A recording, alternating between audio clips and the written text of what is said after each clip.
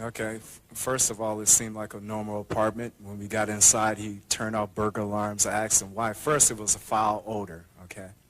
Tell us And about that. What kind of an odor it was just like an odor. I didn't quite know what it was. You know, he told me a sewer pipe had broke and management would take care of it. Now, you're fully clothed, Yes, okay, and you're sitting on a couch, right. and he talks to you about this posing, and you weren't sure you're going to do it. Right. How much had you been offered to do the posing? $100. Okay. And when he brings you the beer, he brings you rum and coke? Yeah, he brings the beer first, and then he brings the rum and coke. Okay, when you start talking about the fish in the fish tank, do you bring that up or does he? He does. And what do you do when he does that? I turn to the right, like the fish tank is here. I'm turning all the way over here. You turn to your right to look at it? To look at the fish tank, right. And when that happens, what happens to you? All of a sudden, a handcuff and a knife is pulled on me. Handcuff is placed on your body? Where? On my left wrist. And you see a knife? Yeah, the knife, yeah. Now, at that moment, what do you do? First, I feel fear. Then I ask him, what's going on? You know, this is not necessary, you know, to pull a knife on me at that Are you moment. afraid? Yes. Do you have any reason to know why he did that? None whatsoever. Did you have any idea at that time it was going to happen? No. Did that room have a TV set in it? Yes. Was there anything going on the TV? Yeah, the Exorcist movies was playing at that time. There was an Exorcist movie in it. Yeah. You know which one of them? The name, I'm not sure. I think it's 3. I'm not sure which one. So there was a movie. Did you know it to be part of television or VCR? VCR, normally that's not on regular television, so I thought it was VCR. You knew there was a movie showing. Right. Did you see him put it on, or was it on? No. When we first got into the apartment, he went through the back to the back bedroom. Maybe he put it on then. I'm not sure. Okay. And then what happened? You're both sitting on the bed? Yes. Are you still in handcuffs? Yes. Is he holding the handcuff? Right. Do you still have the knife? Right. Is it pointed at your side, as you've told us before? Right. You trying to be cool? Very much so. You're not fighting with him? No. What's your intention? What are you planning on doing? Getting away. I was contemplating on at the point jumping out the window. Yep. I was basically talking with this person, trying to let him know I was his friend.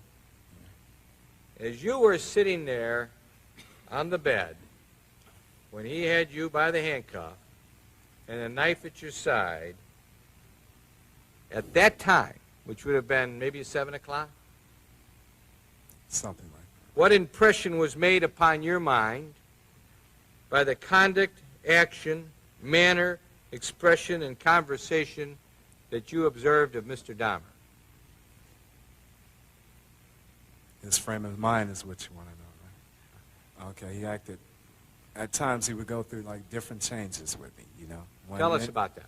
1 minute he's like nice, and then he was telling he didn't want people to leave him or abandon him, things of this nature, you know. Yeah. Well, what did you think about him as a person? What impression was made on your mind of this fellow that you're dealing with here? Yeah. That at times he wasn't himself, and then at times he was like a nice guy, you know. He would come and go different times, you know, throughout the whole time. Then he would like sit, being quiet at times, watching the movie, wanting me to watch the movie, you know, and just doing little chanting sounds, you know. Did you observe him watching the movie and how he would react to the movie? Right, he would like just start rocking back and forth when he, you know, certain parts of the movie or whatever. You have to say, what did he say, madam? He was like chanting in certain times and rocking back and forth, right. Tell us about his chanting. What was that all about? I'm not even sure, sir, but it was just like, I can't tell you the words. I couldn't understand what he was saying at that time. Can you mimic him? How it sounded? It was like a slow slur, like, some of that nature, some close like that, I'm not sure. Did it keep on for a period of time? Off and on throughout the ordeal. And how about the movement back and forth? How was that being effectuated? Just like back and forth, he would do it every now and then. You know? Just as you are rocking in Right, your chair. like this. And chanting. And chanting. Was there any parts of the movie that was going on that you saw that he said anything about? It was like the part about the preacher that used to be a preacher that had got possessed, and that that it would seem like he was like interested in that part. That part had his attention more than anything. Well, tell us about what you mean by that. What impressions were made upon your mind when this was going on as to had his attention? How did he appear to you? It appeared like it was like he wanted to mimic it or be like that part, you know, being demonized or whatever in that nature. I'm sorry, I missed you. Yeah, like he wanted that type of movie, that part, certain parts of that part interested him, you know. It was like he changed with it at times. Then he would get more aggressive, try to get me to handcuff myself, both hands. He's told me it made him feel more dominant. Okay, did you and he move off of the bed at any time? He told me to lay down, face down, put both of my hands behind my back because he changed again at that point, like he got more aggressive at that time. Okay, now, but tell us, did he still have the knife out? Yes, he still had the knife. And what did you do? Okay, I kind of like laid on my sides. For some reason, I guess God told me not to lay flat down or let this person handcuff me, so I didn't. So you were trying to stop that from happening, but you Right. got down on the floor. Right. What did he do? He kind of laid across me, put his head across my chest at that point. What was he doing with his head? Pardon me? What did it appear to you he was doing with his head? What was he trying to do? Like he was listening to my heart, because at the point he told me he was going to eat my heart at that point. Said he was going to eat your heart? Yes, that's correct. So I suggested we sit on a couch. I had unbuttoned my shirt to try to make him feel more at ease. And then I just sat on the couch and he just started going out of himself again. Going out of himself? Yeah, he was like paying me no attention at that time. Like he Yeah, wasn't there? He started the chanting again, and it's like just sitting there, you know. And then I just, for some reason, I said, well, I need to go to the bathroom again, and he didn't follow me at that point. So I reached up, I got up, and then I hit him, and I ran out. So you hit him? Right. Did you have any other belongings there? Yeah, I have my bag right there at the end of the couch. I sit in exactly the same place as I sit when I went in there. So when you got up, he let go of your cuff to let you go to the bathroom again? He didn't even, he just let me stay there. I was going to go for the window. At that point, he didn't even have the cuff. It's like I wasn't even there anymore. And when you saw that, what'd you do? I just seized the opportunity. I said, well, at least I'm going to die trying. I'm not just going to sit here, you know. What'd you do, son? I hit him, and I ran towards the door, and he was right there, tried to grab me, get me back in there. And what happened? Then I made it outside. So he wasn't able to bring you back in? Bring me back in there, no. He tried? He tried. And as you left that apartment, as you got away from him, I'm going to ask you again, what impressions were made on your mind by the conduct of Jeffrey Dahmer, by the actions of Jeffrey Dahmer, by the manner, expressions, and conversations of Jeffrey Dahmer that you observed? Can you give us some words? It's like I told the policeman that this freak, this crazy guy, was trying to hurt me. Yeah. Did you run out of the building? Yes, I did. Did you summon help? Yes, Milwaukee Police Department? that's correct. Did they come back there with you to the apartment? Right. Did you eventually go back into the apartment with the Milwaukee police officers? Yes. And then he was arrested.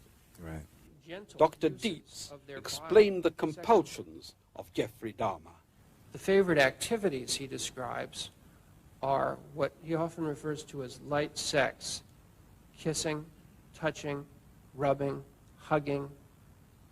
The kinds of activities that between consenting adults would often amount to foreplay are things that he has emphasized with victims and with other partners.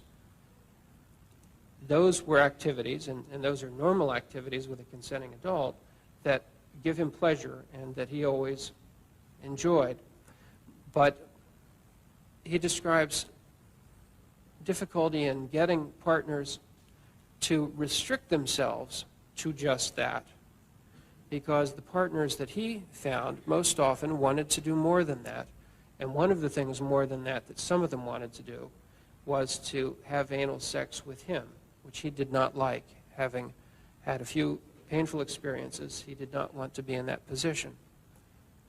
Also, the partners that he was able to find universally had a deadline when they had to leave. And he was unable to spend as much time as he wanted doing these more gentle, ordinary activities with them.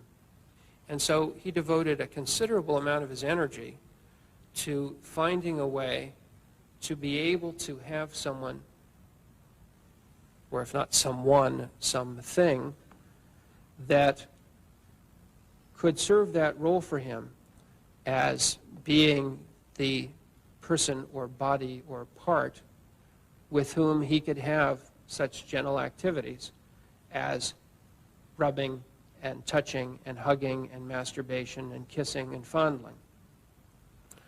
And it's in the course of trying to find a way to keep a person for that that he engages in most of the more extreme behaviors surrounding the killings for which he's charged.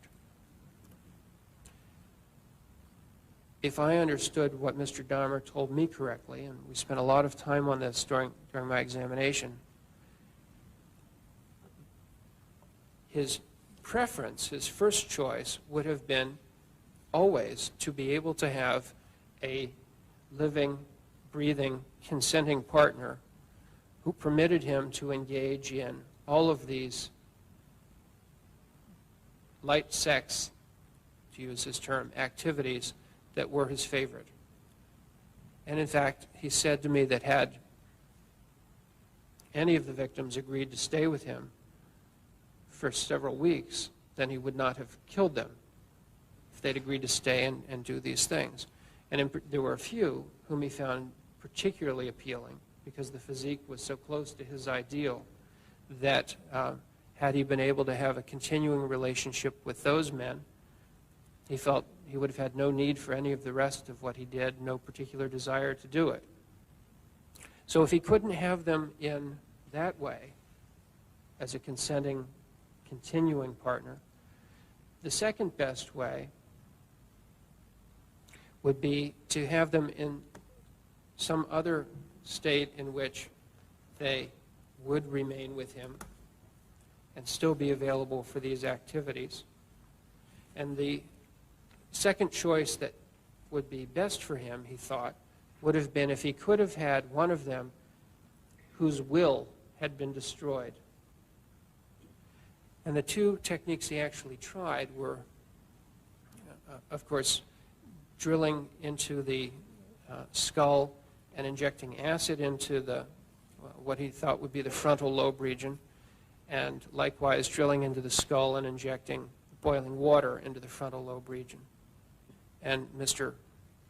Dahmer is not the first serial killer to wish to create sex slaves and to take steps to try to create such persons who would be available for his sexual use.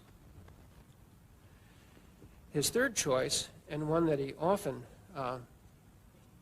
got, really, was an unconscious partner, because someone who is unconscious but alive allows him to do all of those things that he likes to do. His next choice after that was that if he could find one man with sufficiently attractive physique to keep permanently while dead, that would be useful because he could do many of the things he wanted, though not quite all. And here what he considered was something he heard about on a TV show. When we discussed it, we both thought we might have seen it on 60 Minutes, but neither he nor I am sure of the particular show. But one show did something on people who freeze-dried their pets. And Mr. Dahmer's idea was that if he could get the apparatus for that and freeze-dry a man of the appropriate physique, he'd at least be able to continue to have him to look at while masturbating, to pose perhaps in various positions if they were flexible enough in that state, to fondle, to rub, to hug, to touch. They would not have sounds to listen to, but they would have a lot of what he was interested in. And he thought that if he'd been able to freeze dry one of the more attractive men, that he would not have had a desire for the other victims. The step he took was to go to the library, and in a magazine he thought was called Taxidermy, he found an advertisement from a supplier of the equipment for freeze-drying animals, and found that there were two sizes of the machines, one of which seemed like it might be large enough for humans, but the cost was prohibitive. It cost $30,000 or so, he thought, and so that was not an available option.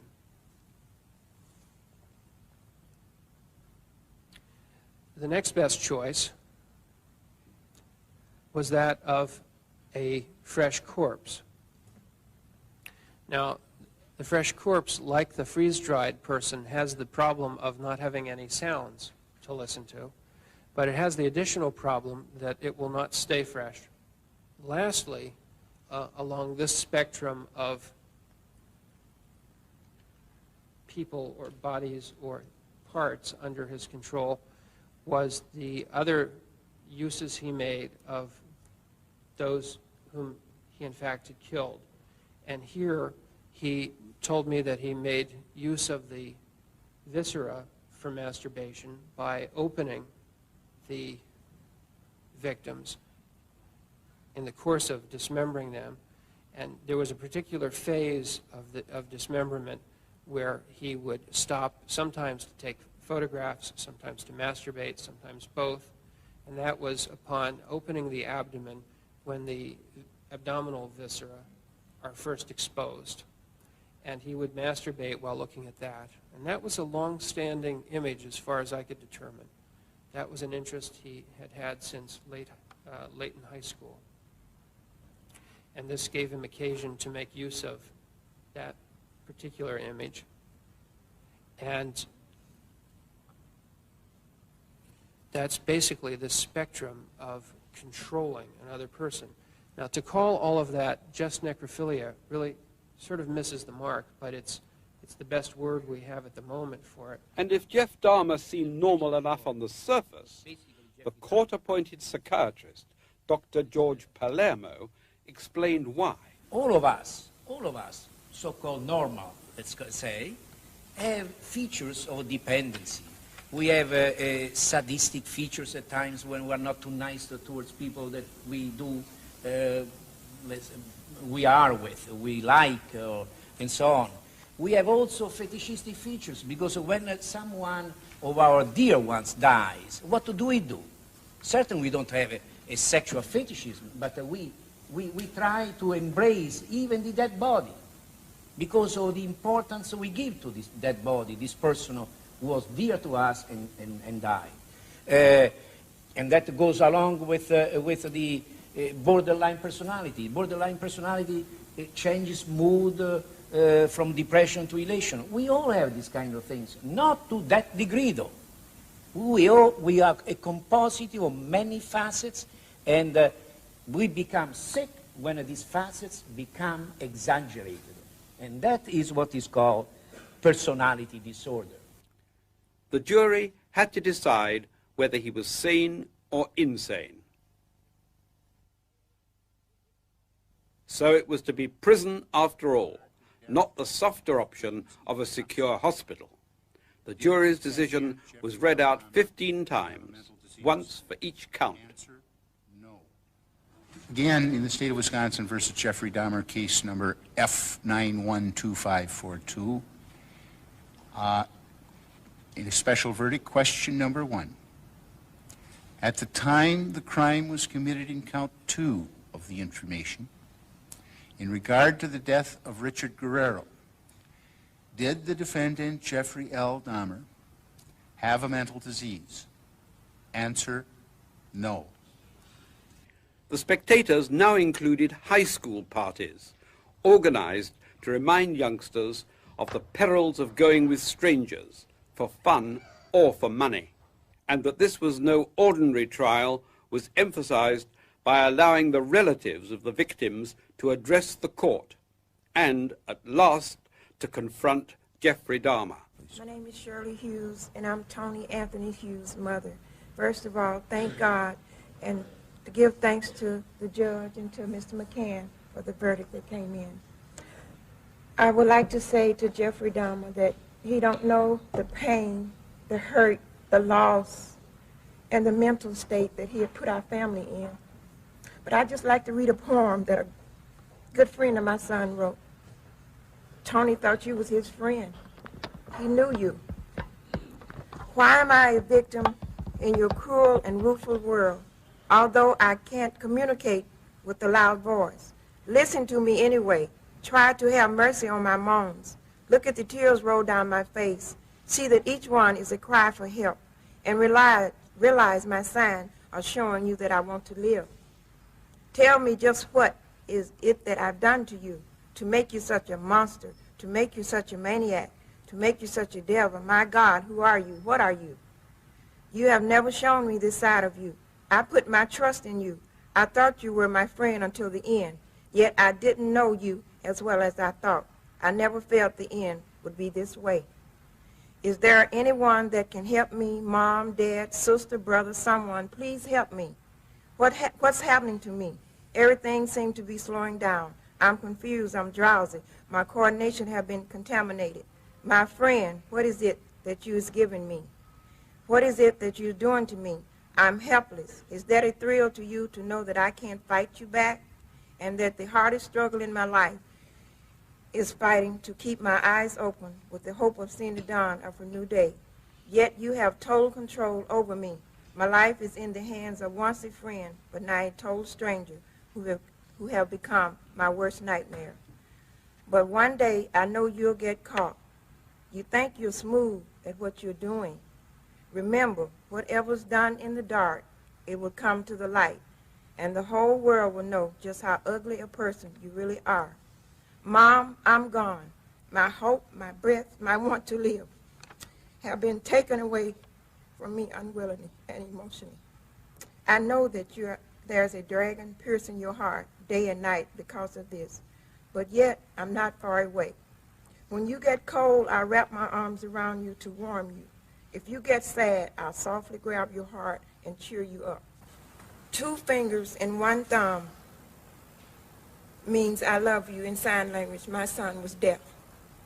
When you cry, take 1 teardrop and place it outside your window ledge. And when I pass by, I'll exchange it for one of mine. 2 fingers and 1 thumb, Mom. My name is Dorothy Straughter. I'm Curtis Straughter's mother. I don't have nothing prepared to say. It's just a few things that I would like to say. You took my 17-year-old son away from me.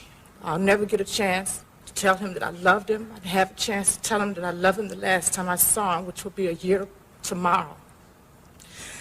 You took my daughter's only brother away from her. She'll never have a chance to sing and dance with him again. You took my mother's oldest grandchild from her, and for that I can never forgive you. I'm a J.W. Smith, brother of Edward Warren Smith. Edward Warren Smith tried to be Jeffrey Dahmer's friend. As a result, he lost his life. Mr. Dahmer, Eddie's gone now, the victim of your senseless killing. Where do we go from here? We ask ourselves. Why did this happen to a person like Eddie? He gave so much and asked so little. All he wanted was a chance to be himself. A chance to be happy. When all the facts are known, we hope that society will have gained some knowledge that will help prevent a tragedy such as the one Eddie suffered. There was no sacrifice too large or too small for Eddie. He truly loved giving and gave of himself abundantly. My name is Inez Thomas, and I'm the mother of David Thomas. You know, I don't understand how a person could really harm a person and to say that, well, I did this because he wasn't my type. Well, if everybody go around doing something to somebody because it's their type, this would be a sad world today. And I just feel that this man should never be able to walk the face of the earth or to be able to harm anyone else again.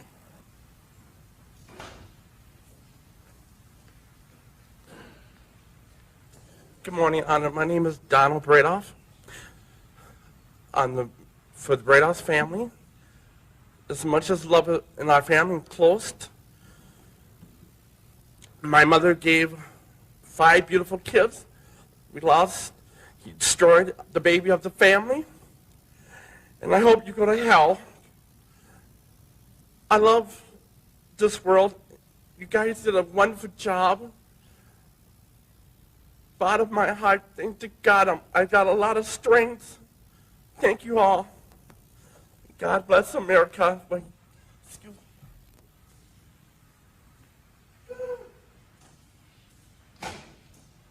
My name is Rita Isbell, and I'm the oldest sister of Errol Lindsay. Whatever your name is, Satan, I'm mad. This is how you act when you are out of control. I don't want to ever see my mother have to go through this again. Never, Jeffrey. Jeffrey, I hate you, motherfucker. I hate you. This is out of control. Don't fuck with me, Jeffrey. I'll kill you. God damn it. Look at me, motherfucker. I can kill you. What's your name, fast? I can kill you. The court will impose the mandatory life sentence plus an additional 10 years on the habitual criminality. Count 2, life imprisonment plus 10 years consecutive to count 1. Count 3, life imprisonment with the date of parole eligibility 70 years from the inception of that particular sentence. I don't have all the numbers that I can't work it out, but it'll be 70 years from the beginning of that sentence, which will be consecutive to count 2. Count 4, life imprisonment with a parole eligibility to be 70 years from the commencement. Count 15, life imprisonment with parole eligibility to be 70 years after the inception of that sentence to be consecutive to count 14. I believe I have, and I intended to follow the recommendation of the state. I could have said something different which would have had the same impact. I really see nobody gains anything by just to say more and more years. The important point is that the sentence is structured in such a way that this defendant will never again see freedom. Your Honor, it is over now. This has never been a case of trying to get free. I didn't ever want freedom. Frankly, I wanted death for myself. This was a case to tell the world that I did what I did not for reasons of hate. I hated no one. I knew I was sick or evil or both. Now I believe I was sick. The doctors have told me about my sickness, and now I have some peace. I know how much harm I have caused. I tried to do the best I could after the arrest to make amends, but no matter what I did, I could not undo the terrible harm I have caused. I feel so bad for what I did to those poor families, and I understand their rightful hate. I decided to go through this trial for a number of reasons. One of the reasons was to let the world know that these were not hate crimes. I wanted the world in Milwaukee, which I deeply hurt, to know the truth of what I did. I didn't want unanswered questions. All the questions have now been answered. I wanted to find out just what it was that caused me to be so bad and evil. But most of all, Mr. Boyle and I decided that maybe there was a way for us to tell the world that if there are people out there with these disorders, maybe they can get some help before they end up being hurt or hurting someone. I think the trial did that.